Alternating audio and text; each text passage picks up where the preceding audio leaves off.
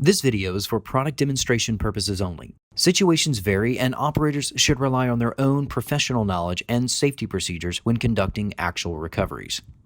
Operators should always wear appropriate personal protective equipment and follow all local, state, and federal safety regulations when conducting recoveries. Miller Industries Towing Equipment Inc. is not responsible for any damage resulting from the misuse of equipment or any subsequent personal harm or damage to equipment or property resulting from its misuse.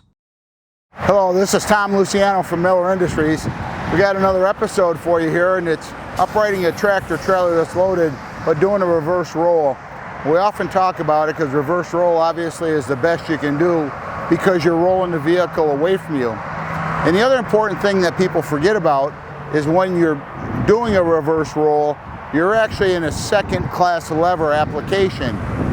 It's the safest because you're rolling it away, as we said, but however, from the bottom of the tires, where the tires pivot to the ground, to the very top of the roof, is really the length of our bar. And one of the things that happens, if you notice the way we have the rotator set up, we've got the outriggers out. On the side we're lifting, we have them cribbed because we are lifting. We have the outriggers out on the right side, however, they're out just for stabilization. The truck is lifted up off the ground, and if you pay attention where the boom is, all you're going to have to do is engage the winch and let the winch line do the work. Again, we've gone back to that 4-part line, and you'll see what happens. If you notice, we have nothing on the tractor at all. The tractor is free. We always want you to put something on the tractor, but there is going to be those times when you might have to do this with one truck alone. So what we're talking about, we've blocked between the bottom of the trailer and the frame of the tractor, and we've also cross-chained the tractor and trailer together, and with that, that turns it into one unit. Now, that trailer is loaded, and you can notice we have the traveling snatch box again. Many of you ask, what size straps do we have? So, endless loop straps, I tend to like the most on a container. And the reason why is because they're sharp edges, no different than a tanker. I will always suggest use round straps on round tanks. Flat straps on flat boxes. This is a flat box, but it's got a very sharp edge on the top and the bottom. So if you notice, we've taken our round endless loop straps, we've put some fire hose on there for protector. It stops them from getting cut. The two ends are 12 foot. The two inside straps are 10 foot. If we had 16-foot straps, they'd be so long that you wouldn't get the box up all the way or the container up all the way. And then you'll have to find you put it back to the ground because your straps are too long to finish the job. That's one of the worst things that can happen to you. So again, 12-foot straps and 10-foot straps when you're doing a reverse roll on a box. So with this, if you notice the boom is up, it's in a lock position. We're not taking the boom and laying the boom down, picking the boom up and pushing the boom out. You don't do that with loaded vehicles. You should never do that. The other thing you notice with a container, we are not, I repeat, we are not using the pockets of the container. And the reason why, again, these straps, like we have in the past said, the chains are attached to the high frame rail, goes down to the low frame rail, around the back side and up. And the reason for that, it throws the vehicle away from you. If you use the container pockets, once you get the vehicle up where the container side is even with the wire ropes, it now has to slide the tandems towards you. We also have a catch on this. We take a catch line, we take a one single endless loop strap with a master link in the middle.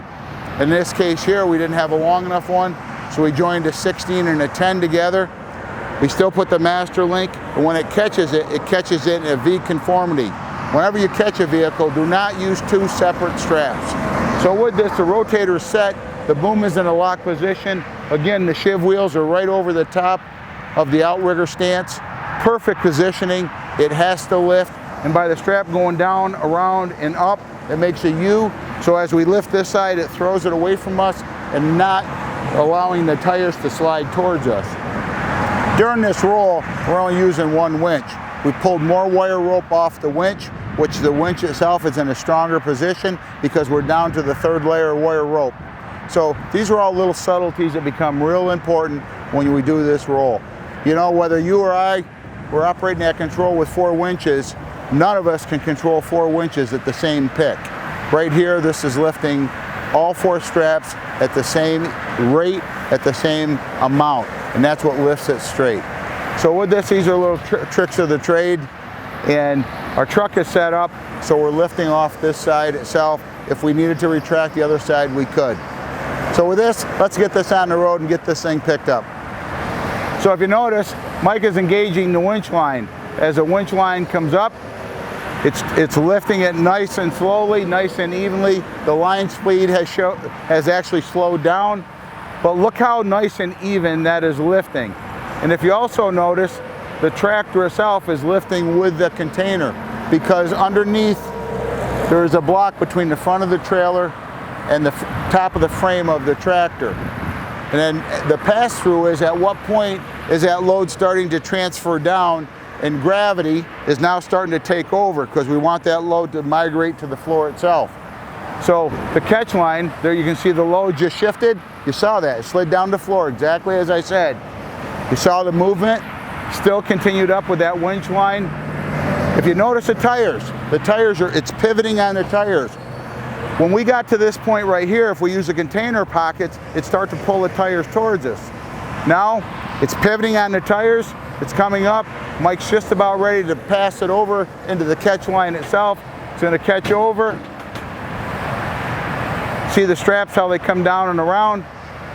And at this point, gravity's taken over. And here's our catch line, which is a single line. And the reason why it's a single line, we want to get that lowered to the ground as soon as possible. There's your passover.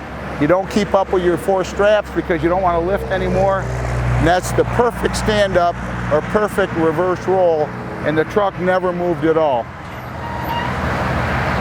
So hopefully these tips, you'll use these tips with your rotator off the side.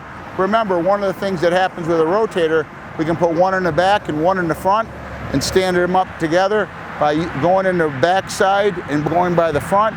We have enough boom reach where we can do a modified reverse roll and do the same thing. Hope these tips are helpful for you. Work safe.